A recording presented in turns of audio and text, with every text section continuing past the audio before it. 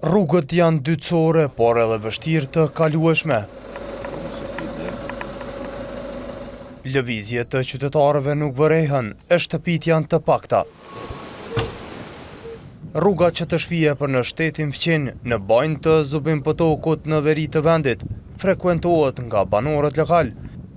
E në këtë lokacion të vënjë ju sjell pamjet ekskluzive të rrugës ilegale e cila u përdor edhe më 24 shtator nga grupi terrorist serb që kreu sulmin në bajnës të Zveçanit, për çka me njëherë pas sulmit, Policia e Kosovës, Departamenti i Njësive për ndërhyrje të shpejtë, mbylli këtë rrugë për të parandaluar kontrabandën, por edhe grupet e ngjashme që mund të cënojnë sigurinë e vendit. Por, para pak ditësh, e njëjta është hap nga pjesëtarë të trupave paqruajtës në Kosovë.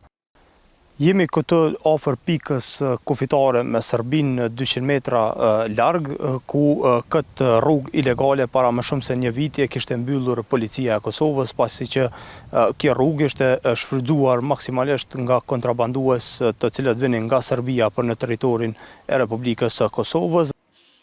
Siç ka mësuar televizioni, këtë rrugë tash mund ta përdorin shumë lehtë kontrabanduesit, që mund ta cenojnë sigurinë e vendit. Përveç këtij lokacioni, ngjashëm ka vepruar KFOR-i edhe në 2 lokacione tjera, duke mbyllur llogorët e hapura nga Policia e Kosovës. Kjo ka ndodhur në këtë lokacion në bajnë në afërsi të Bërnjakut dhe ajo në fshatin Qirkoviq në Jarinje. Këto rrugë tashmë po monitorohen nga një NSH-ja përmes sistemeve dhe metodave të ndryshme për të siguruar zonat që cilësohen me rrezikshmëri në veri të vendit. Për më tepër burimet të TVN bëjnë të ditur se rruga në bajnë të Zubin Potokut së shpejti do të mbyllet nga Policia e Kosovës. Në një përgjigje për TVN, KFOR-i thotë se këto hendeqe janë mbushur për të ulur tensionet midis Kosovës dhe Serbisë.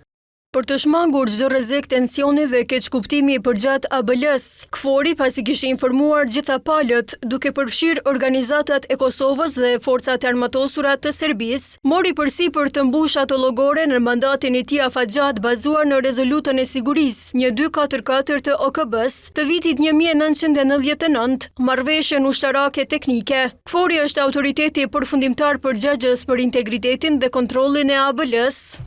Sipas të dhënave të Policisë së Kosovës në veri të vendit pas sulmit në bajnës të Zveçanit, janë mbyllur mbi 25 rrugë ilegale që janë shfrytzuar nga kontrabandues të ardhur nga Serbia.